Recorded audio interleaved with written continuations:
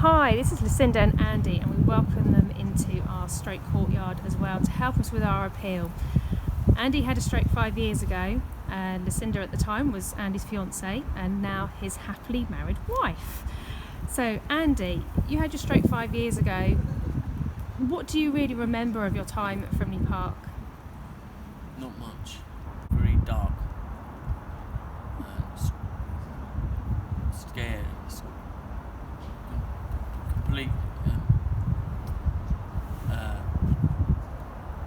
At the time, it was very complicated and frightened, and I had nowhere where to go. And with your stroke, what has that now left you with? How much of a stroke did you have?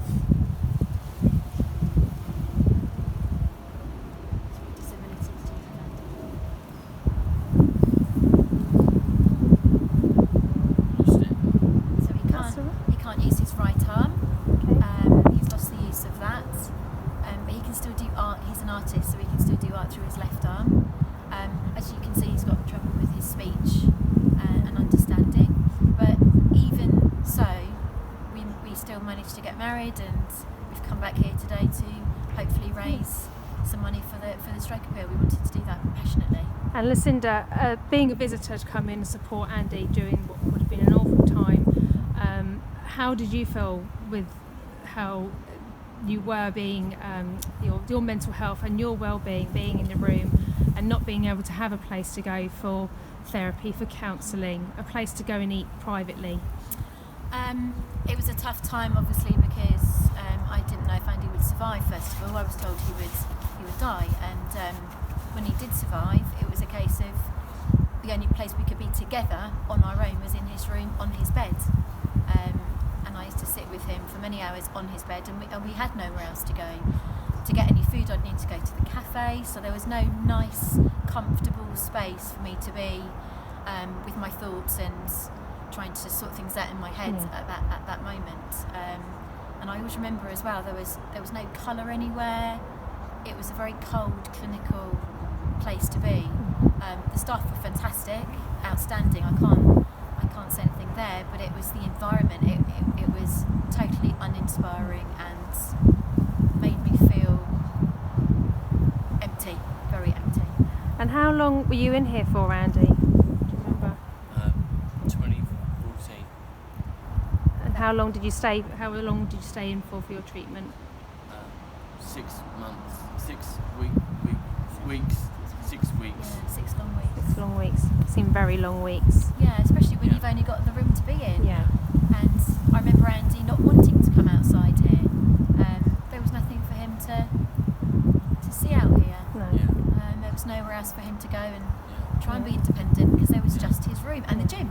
Room and the gym. That was all he had to do for 6 weeks. I had no idea this. I didn't even know these courtyards were as they are now. I just my room really is. Your room. Even though I was moved around one day, and I wasn't a good place at that time.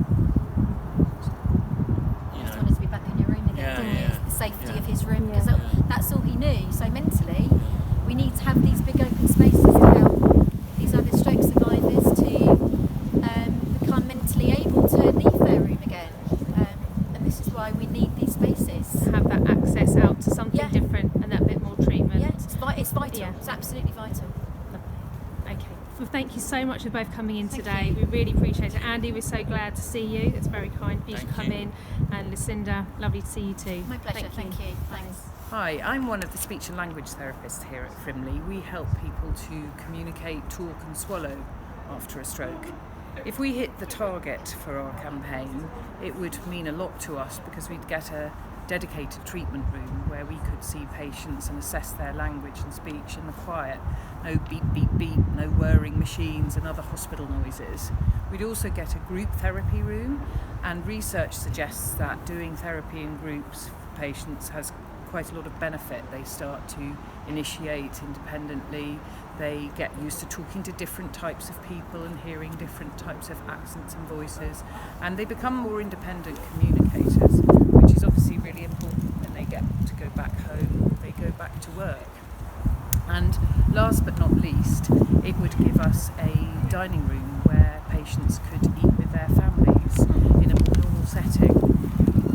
Patients who are admitted to the stroke unit are often going through a very traumatic episode in their lives, and the involvement of family is really important on the journey to recovery. And we've done the maths, and if Frimley Park is your local hospital, you're part of a population of 90,000, and we've worked out that if every one of you gave just £1, we'd hit our target. Hooray!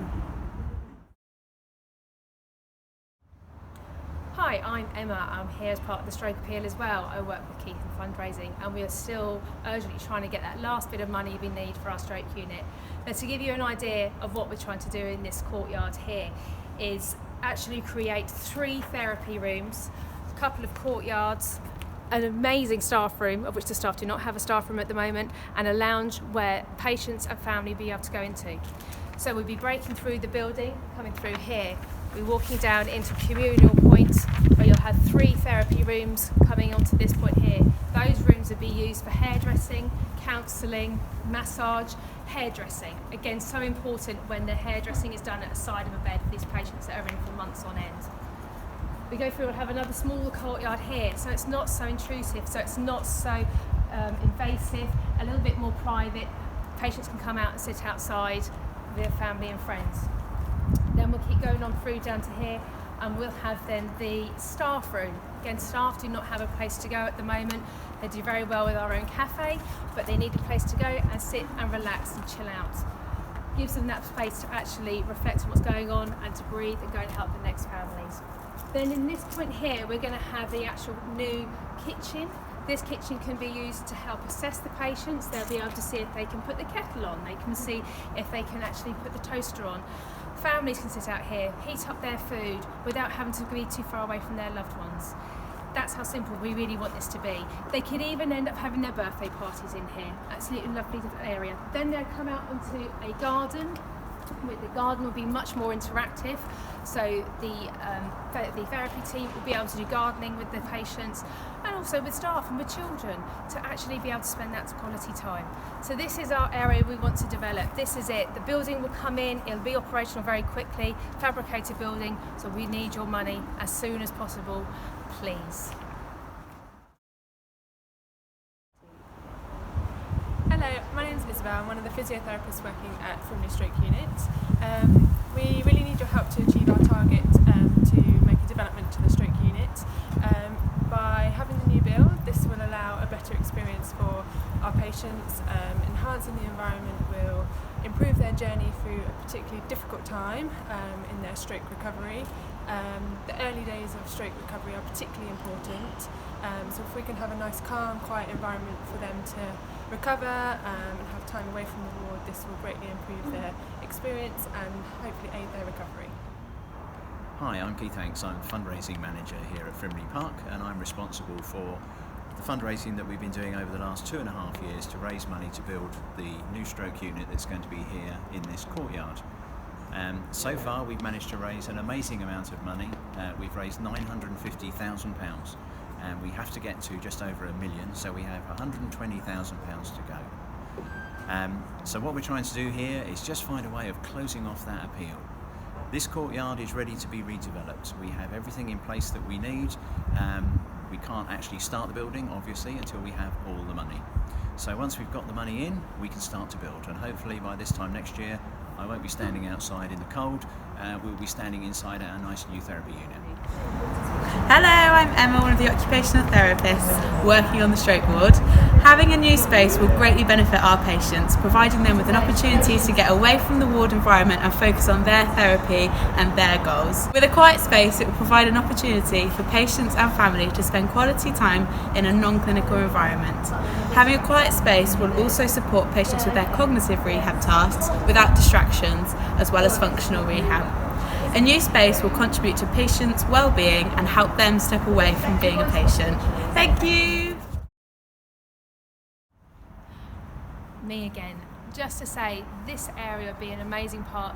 Therapeutic spaces is playing such an important role now in health from the NHS. The actual added benefits of having these therapeutic spaces increases in communication for the treatment. It can actually shorten the length of stay, and you saw with the idea of having an area for them to make a cup of tea, coffee, they can actually see if they can go home.